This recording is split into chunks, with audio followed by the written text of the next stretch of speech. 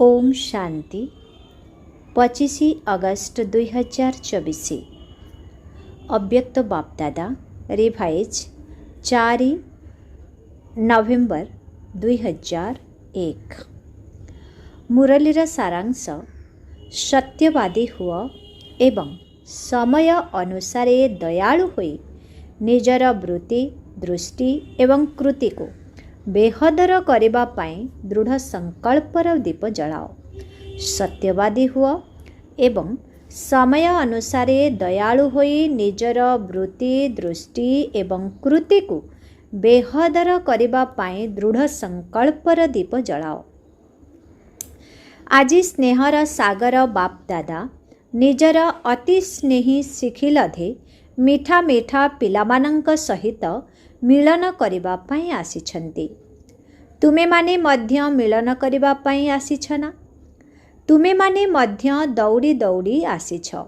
तेणु बापदादा मध्य तुममानंक सहित मिलन करिबा पाई दौड़ी दौड़ी आसिछन्ति। तुमे माने तो एही लोकरु अर्थात एही दुनिया भितरु आसिछ, किंतु बापदादा परलोकरु एवं सूक्ष्म लोकरु आसिछन्ति। तेणु सबुठारु दूररु किए आसिछन्ति? दूरदेशी किए हेला? कण डबल विदेशी दूरदेशी अटंती कि ना? सबुठारु दूररु दूरदेशी तो बाबा अटंती। बापदादा एही पाळीरे डबल विदेशी बा भारतवासी पिलामानंकर गोटिए कथा उपरे बहुत गर्व अनुभव करुछन्ति। तेबे केउ कथा पाई गर्व करुछन्ति कुह तो? विशेष करी डबल विदेशी पिलामानंकर साहस को देखि बाप दादा गर्व करुछन्ति। जे कौनसी परिस्थिति रे मध्य बाबांक सहित मिलन करिबा पाई आसी पहुँची जाइछन्ति।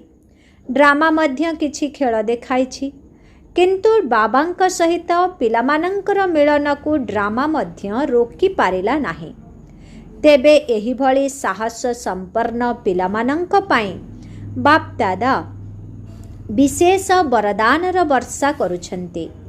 आज एही समय रे जेउ पिला जहा वरदान चाहिबो ताहा मिलिबो एवं सहजरे मिलिबो, किंतु एही वरदान को प्रतिदिन अमृत बेलारे एवं कर्मयोगी स्थिति रे बारंबार दिल रे मने पकाइब। दिल शिकस्त अर्थात निराश हेब नाही। वरदान तो प्राप्त हेब, केवल जेपरी स्थूल चक्षुर मझिरे निरंतर बिंदुटिए चमकुछ ना, सेहीपरि तुमर नयन रे निरंतर बाबांकर बिंदु रूप को मध्य समाहित करी रखिब। कण रखिपारिब ना कष्टकर काम? पिलामाने कहिछन्ति सहज अटे। तेबे जेपरी स्थूल बिंदु निरंतर रहिछि, सेहीपरि बाबांकर बिंदु रूप मध्य निरंतर नयन रे समाहित होई रहिथाउ। कण समाहित करिनेल? बाबा फिट होई गले बाहरी जिबे नाही तो? जदि बाबा बिंदु निरंतर समाहित होई रहिबे, तेबे अन्य कौनसी आड़े तुमर नयन आकर्षित हेब नाही। मेहनतरु मुक्त होई जिब, अन्य कौनसी आड़े दृष्टि जीव ही नाही। बिल्कुल सुरक्षित रहिब। तेणु जहाँ भी होई जाऊ, किंतु बिंदु बाबा सर्वदा नयन रे समाहित होई रहिथांतु। जदि नयन रे रहिबे, तेबे दिल रे मध्य रहिबे। तेबे दिल रे एवं नयन रे निरंतर समाहित करी रखिबार विधि हेला बाप दादा साहेबं को राजी अर्थात संतुष्ट करिबा। तेबे कौन साहेब राजी अछंती? कौन तुमे भाबुछ बाप दादा साहेब तुम उपरे राजी अछंती? केते प्रतिशत राजी अछंती? केही केही कहउछन्ति 99, आउ केही कहउछन्ति 75%। अभिनंदन। तेबे बाप दादा को राजी करिबा मध्य बहुत सहज अटे। एहार सहज विधि हेला सच्चा दिल। कथारे अछि सच्ची दिल पर साहेब राजी। प्रत्येक कर्मरे सत्यवादी। सत्यता ही महानता अटे। जो माने सच्चा दिल वाला अटंती सेमाने सर्वदा संकल्प बाणे कर्म एवं संबंध संपर्क राजयुक्त अर्थात प्रत्येक कथार रहस्य को बुझी सुझी कर्म करिथांती एवं आमे केते दूर राजयुक्त अटु ताकू परखिबार लक्षण हेला जे रहस्य को जानिथिबो से केबे भी निजर स्वस्थितिरु नाराज होई परिबो नाही अर्थात निराश हेबो नाही एवं संकल्परे मध्य वृत्ति द्वारा स्मृति द्वारा दृष्टि द्वारा काहाको नाराज करिबो नाही काहेकिना से निजर तथा समस्तंकर स्वभाव संस्कार को जानिबा वाला राजयुक्त आत्मा अटे। तेणु बाबा को राजी अर्थात खुशी करिबार विधि हेला राजयुक्त होई चालिबा एवं राजयुक्तर अर्थ हेला ना निज भितरे असंतुष्ट थिबो ना अन्य मानंकु असंतुष्ट करुथिबो। वर्तमान समय अनुसार सर्वदा निजर मन बुद्धि को स्वप्न पर्यंत मध्य शुभ एवं शुद्ध रख। केतक पिला वार्तालाप करने समय रे कुहंती बाप दादा शक्ति तो देउछंती किंतु यथा समय रे शक्ति गुड़िक व्यवहार होई पारु नाही किंतु बाप दादा विशेष भाव रे सबु पिलांको साथी संबंध रे यही भली समय रे अतिरिक्त सहयोग मध्य देइथांती। काहेकि जानिछ पिलामानंकु संपन्न करी साथी रे नै जिबार दायित्व बापा बाबांकर अटे। तेणु विशेष करी यही भली समय रे बाबा निजर दायित्व को संपादन करिथांती किंतु केबे केबे पिलामानंकर मनर कैचिंग पावर अर्थात ग्रहण करिबार शक्तिर स्विच ऑफ थाए सेथिपाई बाबा कौन करिबे पुणी भी बाबा तांकर स्विच ऑन करिबा पाई खोलिबा पाई चेष्टा करिथांती किंतु सेथिरे समय लागि थाए सेथिपाई जेतेबेले स्विच ऑन होई जाए कुहंती करिबा तो उचित नथिला किंतु होई गला। तेणु सर्वदा निजर मनर ग्रहण करिबार शक्ति जहाकु तुमे माने कहुछ टचिंग हेबा सेही टचिंग बा कैचिंग पावर रो स्विच ऑन रख। माया किंतु ऑफ करिबा पई चेष्टा करिवो गोटिए सेकेंड रे ऑफ करी चली जिवो सेथिपाई समय जेतेबेले अधिक संकटपूर्ण होई जिवो एबे तो आहुरी अधिक हेबाकु जाउछि ना डरी जाउ ना तो बाप दादा तो पूर्वरु मध्य कहिछंती जे तुमे समस्ते क्यों वर्ष पालन करुछ संस्कार द्वारा संसार परिवर्तनर वर्ष पालन करुछ ना एहा तो पक्का अटे ना ना भूली गलनी पालन करुछु। तेणु पिला माने जेहेतु संसार परिवर्तनर पक्का संकल्प करिछंती तेणु प्रकृति मध्य बाबांकु पचारुछि जे मु तो सफेई करिबा पई प्रस्तुत होई जाउछि किंतु जेउ माने सफेई करिबा पई निमित्त होइछंती सेमाने करू करू चिंतारे पड़ी जाउछंती बा द्विधारे पड़ी जाउछंती भाबुछंती करिबु ना नाही शीघ्र शीघ्र करिबु ना धीरे धीरे करिबु तेणु मु कौन करिबि एथिरे बाप दादा प्रकृति को कौन जवाब देबे डबल विदेशी कुह आउ टिकिए अपेक्षा करू एहा तो ठीक उत्तर नुहे जदि डबल विदेशी माने अपेक्षा करिबे तेबे तो प्लेन मिलिबो नाही एबे तो प्लेन मिली जाउछि ना प्लेन रे सोई सोई आसी छना आराम रे आसी जाई छना सारा सभा भितरे काहाकू आसीबा समय रे मुश्किल अनुभव होइछि कि हाथ उठाओ जणे कहिले जे मोर प्लेन गोटिए थर फेरीगला पुणी भी समय अनुसार पहुँची तो जाइछना ए सबु हेला साहसर कथा जो माने टिकिए भी डरी जाइछंती से माने घरे बसी जाइछंती तुमे माने दृढ़ संकल्प करिल जे आमको जीवाको ही हेबो तेणु पहुँची गल केवल जनकर ही प्लेन फेरी जाइथिला ना बस ସେଥିରେ କିଛି ଅସୁବିଧା ନାହିଁ, କାରଣ ଆହୁରି ଅଧିକ ଭଲ ମିଳିବ। ଏବେ ଆଗକୁ ଆଉ ପ୍ରକୃତିକୁ ଏବଂ ସଫେଇ କରିବା ବାଲାଙ୍କୁ ଚିନ୍ତାରେ ପକାଅ ନାହିଁ, କାହିଁକି ନା ସ୍ଥାପନା କରିବା ବାଲା ଏବେ ମଧ୍ୟ କେବେ କେବେ ବଡ଼ ଚିନ୍ତାରେ ପଡ଼ିଯାଉଛନ୍ତି। ଭାବୁଛନ୍ତି କ'ଣ କରିବୁ, ଏମିତି କରିବୁ ନା ସେମିତି କରିବୁ, ନା ଆଦୌ କରିବୁ ନାହିଁ, କରିଲେ ଠିକ୍ ହେବ ନା ନାହିଁ। ତେଣୁ ବିଲକୁଲ ସ୍ପଷ୍ଟ ହେବା ଦରକାର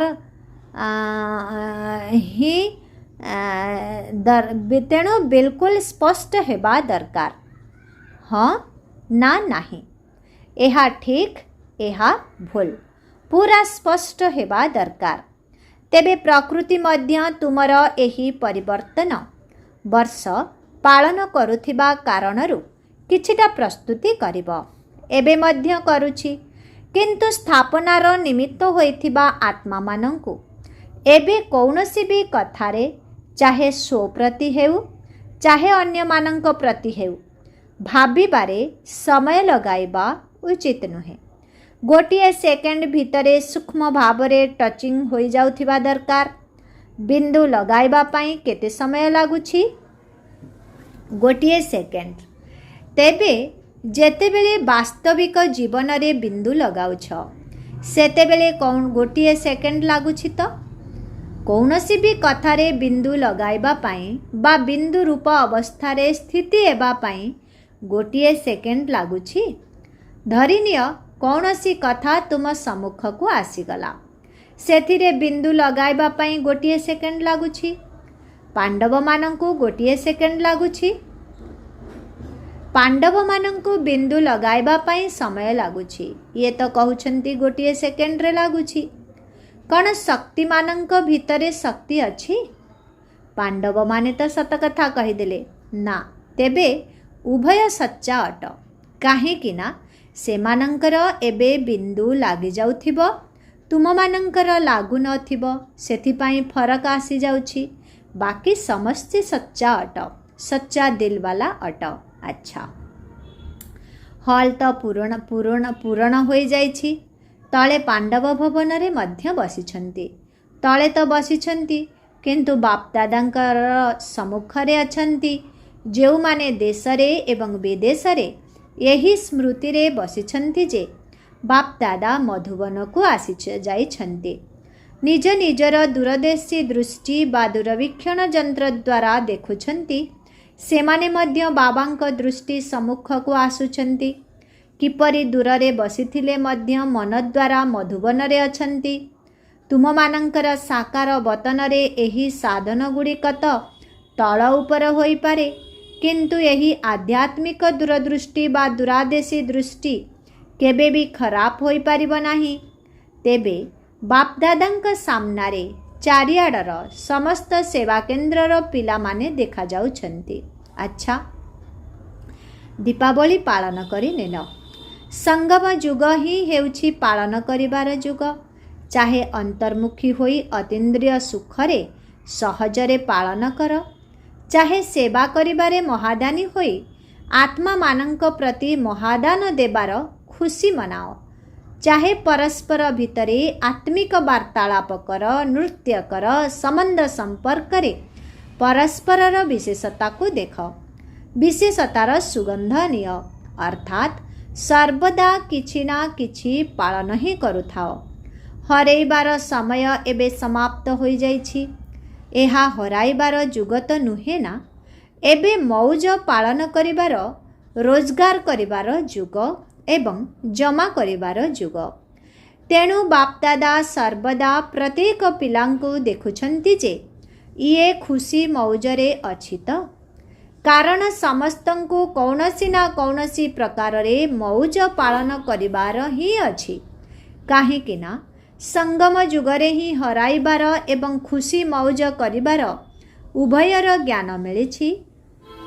ସେଥିପାଇଁ ହରାଇ ଦେଇଥିବା ଖୁସିକୁ ପୁନର୍ବାର ପ୍ରାପ୍ତ କରିବାର ହିଁ ମହତ୍ତ୍ୱ ଥାଏ। ତେଣୁ ଏବେ ହରାଇବାରେ ବିନ୍ଦୁ ଲଗାଇ ଦିଅ, ଏକଦମ ଷ୍ଟପ୍। କିଛି ବି ହରାଇବାର ନାହିଁ, ଗୋଟିଏ ସେକେଣ୍ଡ ମଧ୍ୟ ନଷ୍ଟ କରିବାର ନାହିଁ। जदि रोजगार करबा समय रे हराइब तेबे रोजगार केबे करिब? आगकू तो समय मध्य मिलिब नाही। चेक कर, जहाँ सबु संपत्ति तुम पाखरे अछि सेथिरे सबुठारु बड़ संपत्ति कौन?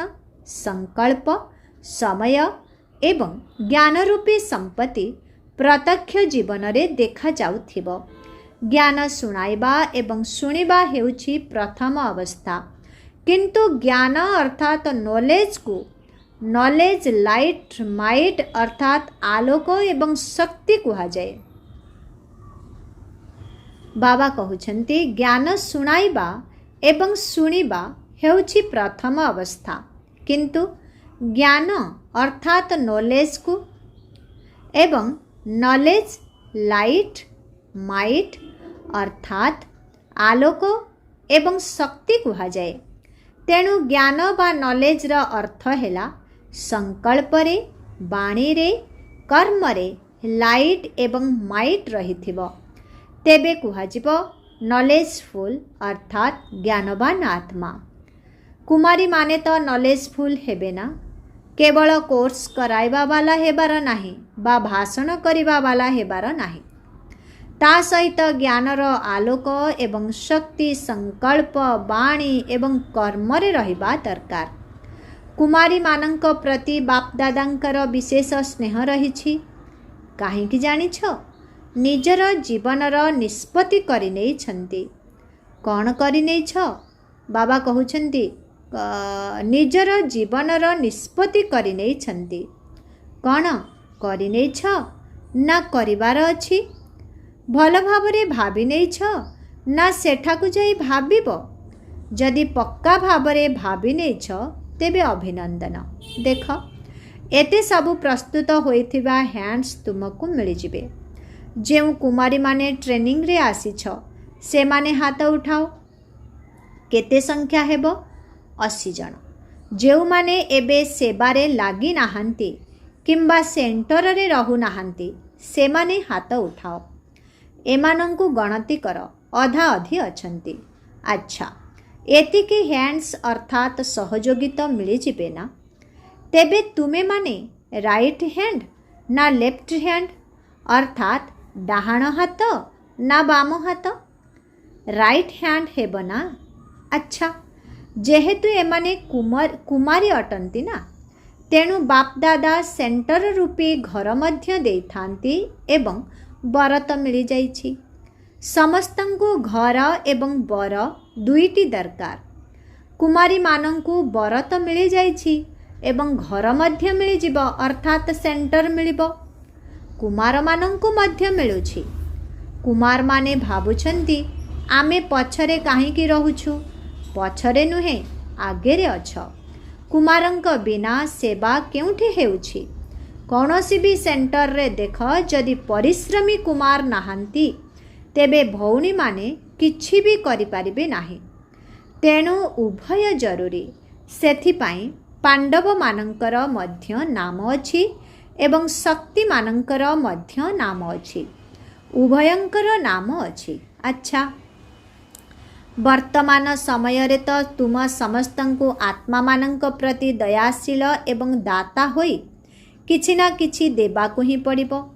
चाहे मानसिक सेवा द्वारा दियो, चाहे शुभ भावना द्वारा दियो, श्रेष्ठ सकाश देवार वृत्ति द्वारा दियो, चाहे आध्यात्मिक शक्ति संपन्न बाणी द्वारा दियो, चाहे निजर स्नेह संपन्न संबंध संपर्क द्वारा दियो, किंतु कौनसी भी आत्मा वंचित न रहो।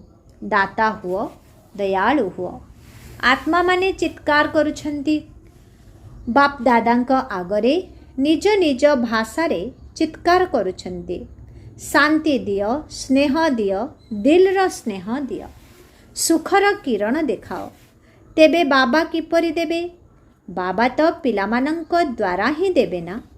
बाबांक पाखरे तुमे समस्ते राइट हैंड अट। जाहाकू जहा देबार थाए ताहा डाहाण हाथ द्वारा देई थांती ना।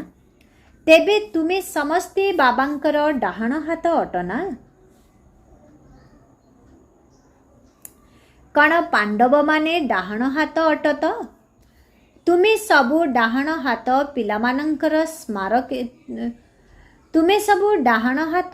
ପିଲାମାନଙ୍କର ସ୍ମାରକୀ ମଧ୍ୟ ରହିଛି।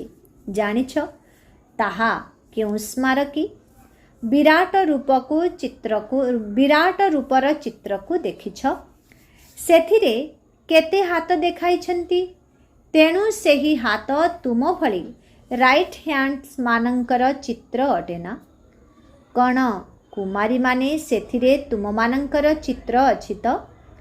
ତେବେ ବର୍ତ୍ତମାନ ବାବା ରାଇଟ୍ ହ୍ୟାଣ୍ଡମାନଙ୍କ ଦ୍ୱାରା ଆତ୍ମାମାନଙ୍କୁ ସୁଖ ଶାନ୍ତିର ଆଞ୍ଜୁଳି ତ ଦେବେ ନା? ବିଚରାମାନଙ୍କୁ ଆଞ୍ଜୁଳି ଯଦି ନ ଦେବ ତେବେ କେତେ ଛଟପଟ ହେବେ। ଏବେ ସମସ୍ତେ ହଦ୍ର ସବୁ କଥାରୁ ଉର୍ଦ୍ଧ୍ୱକୁ ଉଠିଯାଅ।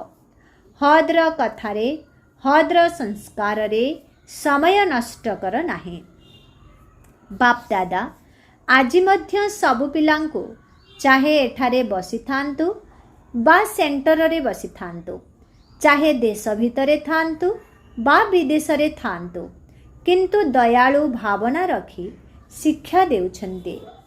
ବାପଦାଦା ସବୁ ପିଲାଙ୍କର ହଦ୍ର କଥା, ହଦ୍ର ସ୍ୱଭାବ ସଂସ୍କାର, ଚପଳତା ବା ଚତୁରତାର ସଂସ୍କାର, ଅବହେଳାପଣିଆର ସଂସ୍କାରକୁ ବହୁତ ସମୟରୁ ଦେଖୁଛନ୍ତି। କେତେକ ପିଲା ଭାବୁଛନ୍ତି ସବୁ ଚଳିଯାଉଛି, କିଏ ଦେଖୁଛି, କିଏ ଜାଣୁଛି, କିନ୍ତୁ ଏବେ ପର୍ଯ୍ୟନ୍ତ ବାପଦାଦା ଦୟାଶୀଳ ଅଛନ୍ତି, ସେଥିପାଇଁ ଦେଖୁଥିଲେ ମଧ୍ୟ ଦୟା କରିଦେଉଛନ୍ତି। କିନ୍ତୁ ବାପଦାଦା ପଚାରୁଛନ୍ତି, ଏହିଭଳି ଦୟାଳୁ ହେବା ଆଉ କେତେ ଦିନ ଚାଲିବ? କେତେ ଦିନ? କ'ଣ ଆହୁରି ସମୟ ଦରକାର? ବାବାଙ୍କୁ ସମୟ ମଧ୍ୟ ପଚାରୁଛି, ଆଉ କେତେ ଦିନ? ପ୍ରକୃତି ମଧ୍ୟ ପଚାରୁଛି। ତୁମେମାନେ ହିଁ ଏହାର ଉତ୍ତର ଦିଅ। ଏବେ ତ କେବଳ ପିତା ରୂପର ପାଠ ଚାଲୁଛି। ଶିକ୍ଷକ ଏବଂ ସତଗୁରୁ ତ ଅଟନ୍ତି, କିନ୍ତୁ କେବଳ ପିତା ରୂପରେ ପାଠ କରୁଛନ୍ତି। କ୍ଷମାର ସାଗର ହେବାର ପାଠ ଚାଲିଛି, କିନ୍ତୁ ଯଦି ଧର୍ମରାଜର ପାଠ ଚାଲିବ ତେବେ କ'ଣ ହେବ? କ'ଣ କରିବ? ବାପଦାଦା ଏହି କଥା ଚାହୁଁଛନ୍ତି ଯେ ଧର୍ମରାଜର ପାଠରେ ମଧ୍ୟ ପିଲାମାନେ ବାହାର ଶବ୍ଦ ତୁମମାନଙ୍କ କାନରେ ଶୁଣାଯାଉ। ତାପରେ ବାବାଙ୍କୁ ଆଉ ଉଲଗୁଣା ଦେବ ନାହିଁ। ବାବା, ଆପଣ ଟିକିଏ ଆଗରୁ କହିଲେ ନାହିଁ, ଆମେ ତ ପ୍ରସ୍ତୁତ ହୋଇଯାଇଥାନ୍ତୁ ନା। ସେଥିପାଇଁ ଏବେ ଛୋଟ ମୋଟ କଥାରେ, ପୁରୁଣା ସ୍ୱଭାବରେ, ପୁରୁଣା ସଂସ୍କାରରେ ସମୟ ନଷ୍ଟ କର ନାହିଁ। ଚାଲୁଛି ତ, ଚଳିଯାଉଛି ତ? ନା, ଜମା ହୋଇ ଚାଲିଛି। 2 ଗୁଣା, 3 ଗୁଣା, 100 ଗୁଣା ଜମା ହୋଇ ଚାଲିଛି, ଚଳିଯାଉଛି ନୁହେଁ। ସେଥିପାଇଁ ଏହି ଦୃଢ଼ ସଂକଳ୍ପର ଦୀପ ମନ ଭିତରେ ଜଳାଅ। ନିଜର ବୃତ୍ତି, ଦୃଷ୍ଟି ଏବଂ କୃତି ଅର୍ଥାତ୍ କର୍ମକୁ ହଦ୍ରୁ ବେହଦ୍ କରିବାକୁ ହିଁ ହେବ। ସେଥିପାଇଁ ବାପଦାଦା କହୁଛନ୍ତି କରିବାକୁ ହିଁ ହେବ। ଆଜି କହୁଛୁ କରିବାକୁ ପଡ଼ିବ, ପୁଣି ତାପରେ କହିବୁ ଅତି ବିଳମ୍ବ ହୋଇଯାଇଛି। ତେଣୁ ସମୟକୁ ଦେଖ, ସେବାକୁ ଦେଖ। ସେବା ଆଗକୁ ଆଗକୁ ବଢ଼ି ଚାଲିଛି, ସମୟ ମଧ୍ୟ ଦୌଡ଼ିବାରେ ଲାଗିଛି। କିନ୍ତୁ ନିଜେ ହଦ୍ ଭିତରେ ଅଛ ନା? କିନ୍ତୁ ନିଜେ ହଦ୍ ଭିତରେ ଅଛ ନା ବେହଦରେ ଅଛ? ଯଦି ତୁମେ ହଦ୍ର କଥା ପଛରେ ନ ଧାଇଁବ ତେବେ ବେହଦର ବୃତ୍ତି ଏବଂ ସ୍ୱମାନଯୁକ୍ତ ସ୍ଥିତି ତୁମ ପଛେ ପଛେ ଦୌଡ଼ିବ। ତେବେ ଏହି ବର୍ଷରେ ଆଜି ପର୍ଯ୍ୟନ୍ତ ଯାହା ସବୁ କରିଆସିଛ, ବାପଦାଦା ସେଥିରେ ସନ୍ତୁଷ୍ଟ ଅଛନ୍ତି ଏବଂ ଅଭିନନ୍ଦନ ମଧ୍ୟ ଦେଉଛନ୍ତି। କିନ୍ତୁ ଏବେ ସେବାରେ ଅନୁଭୂତି କରାଇବା, ପରମାତ୍ମା ଜ୍ୟୋତି ଉପରେ ଝାସ ଦେଉଥିବା ପତଙ୍ଗ କରାଇବା, ଚାହେ ସହଯୋଗୀ କର, ଚାହେ ସାଥୀ କର, କିଛି ବି କର, କିନ୍ତୁ ଅନୁଭୂତିର ଖଣି ଖୋଲି ଦିଅ। ବହୁତ ଭଲ କରିଛ, ଏପର୍ଯ୍ୟନ୍ତ ଠିକ୍ ଚାଲିଛି। କିନ୍ତୁ କେବଳ ଜ୍ୟୋତି ଚାରିପଟେ ଚକ୍ର ଲଗାଇ ଚାଲିଯିବା ବାଲା ପତଙ୍ଗ ହୋଇ ନ ରୁହନ୍ତୁ। ଯେତେବେଳେ ତୁମେମାନେ ତାଙ୍କୁ ଅନୁଭୂତିର କୋର୍ସ କରାଇବ, ସେତେବେଳେ ଯାଇ ପକ୍କା ପତଙ୍ଗ ହେବେ। ଏବେ ସୁଦ୍ଧା ଏତିକି ଅନୁଭୂତି କରିଛନ୍ତି, ବହୁତ ଭଲ ସଂସ୍ଥା ଅଟେ, ସ୍ୱର୍ଗ ଅଟେ। ଏହା ହିଁ ହେଉଛି ଯଥାର୍ଥ ଜ୍ଞାନ ବା ନଲେଜ। ସେବାର ଫଳାଫଳ ଏତିକି ପର୍ଯ୍ୟନ୍ତ ଭଲ ଅଛି, କିନ୍ତୁ ଏବେ ଅନୁଭୂତି ସ୍ୱରୂପ ହୋଇ ଅନୁଭବ କରାଅ। ଅନୁଭବ କରିବା ବାଲା ଅର୍ଥ ବାବାଙ୍କ ସହିତ ପ୍ରତ୍ୟକ୍ଷ ସମ୍ବନ୍ଧ ରଖିବା ବାଲା। ଏହିଭଳି ଅନୁଭବୀ ପତଙ୍ଗ ପ୍ରସ୍ତୁତ କର। ସହଯୋଗିତା କରିଛ, ସେଥିପାଇଁ ଅଭିନନ୍ଦନ, କିନ୍ତୁ ଆହୁରି କର। ଏହା ହିଁ ପ୍ରକୃତ ସ୍ଥାନ। ଏହିଠାରୁ ହିଁ ପ୍ରାପ୍ତି ହୋଇପାରିବ, ଏକଥା ମଧ୍ୟ ମାନୁଛନ୍ତି, କିନ୍ତୁ ବାବାଙ୍କ ସହିତ ଏଭଳି ସମ୍ବନ୍ଧ ଯୋଡ଼ି ଦିଅ ଯେପରି ଜ୍ୟୋତି ପଛେ ପଛେ ଘୂରି ବୁଲିବେ। ତେବେ ଏହି ବର୍ଷ ବାପଦାଦା ବିଶେଷ କରି ସେବାରେ ଅନୁଭୂତି କରାଇବାର କୋର୍ସ କରାଇବାକୁ ଚାହୁଁଛନ୍ତି। ଏହାଦ୍ୱାରା ସାକ୍ଷାତକାର ମଧ୍ୟ ହେବ ଏବଂ ସାକ୍ଷାତ ବାବା ମଧ୍ୟ ପ୍ରତ୍ୟକ୍ଷ ହେବେ। ଶୁଣିଲ ତ, କ'ଣ କରିବା? ପ୍ଲାନ୍ ମିଳିଗଲା ତ? ତେବେ ଏ ବର୍ଷର ଫଳାଫଳ ଦେଖିବା। ଆଚ୍ଛା, ଚାରିଆଡ଼ର ଅତି ପ୍ରିୟ ବାପଦାଦାଙ୍କର ହୃଦୟ ସିଂହାସନ ଅଧିକାରୀ ଶ୍ରେଷ୍ଠ ଆତ୍ମାମାନଙ୍କୁ, ସର୍ବଦା ହଦ୍ର ସ୍ୱଭାବ ସଂସ୍କାରକୁ ପରିବର୍ତ୍ତନ କରୁଥିବା ବେହଦର ପରିବର୍ତ୍ତକ ଆତ୍ମାମାନଙ୍କୁ, ସର୍ବଦା ଗୋଟିଏ ସେକେଣ୍ଡ ବା ଗୋଟିଏ ସଂକଳ୍ପ ମଧ୍ୟ ବ୍ୟର୍ଥରେ ନଷ୍ଟ କରୁନଥିବା ତଥା ସର୍ବଦା ଜମା କରି ଚାଲିଥିବା ତୀବ୍ର ପୁରୁଷାର୍ଥୀ ପିଲାମାନଙ୍କୁ, ସର୍ବଦା ଦୟାଳୁ ହୋଇ ଦାତା ହୋଇ ପ୍ରତ୍ୟେକ ଆତ୍ମାକୁ, ଚାହେ ବ୍ରାହ୍ମଣ ଆତ୍ମାକୁ ଚାହେ ତୃଷାର୍ଥ ଆତ୍ମାମାନଙ୍କୁ କିଛି ନା କିଛି ଅଞ୍ଜଳି ଦେଉଥିବା, ସକାଶ ଦେଉଥିବା, ବିଶାଳ ହୃଦୟ ରଖୁଥିବା ପିଲାମାନଙ୍କୁ ବାପଦାଦାଙ୍କର ବହୁତ ବହୁତ ବହୁତ ବହୁତ ସ୍ନେହ संपन्न शुभेच्छा एवं नमस्ते। ऐसे मीठे प्यारे बाप दादा को हम बच्चों की बहुत बहुत याद प्यार गुड मॉर्निंग और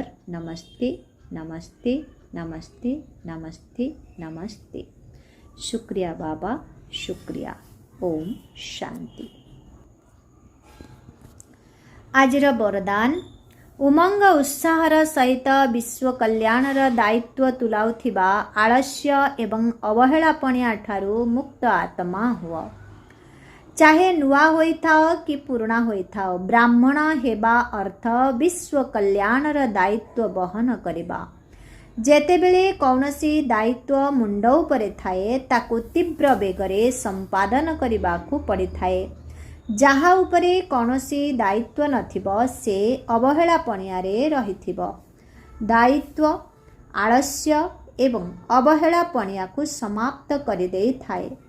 तेणु उमंग उत्साहरे रहुथिबा आत्मा सर्वदा अक्लांत सेवाधारी होइथाए। से निजर चेहरा एवं चालीचलन द्वारा अन्य मानंकर मध्य उमंग उत्साह बढ़ाई देई थाए।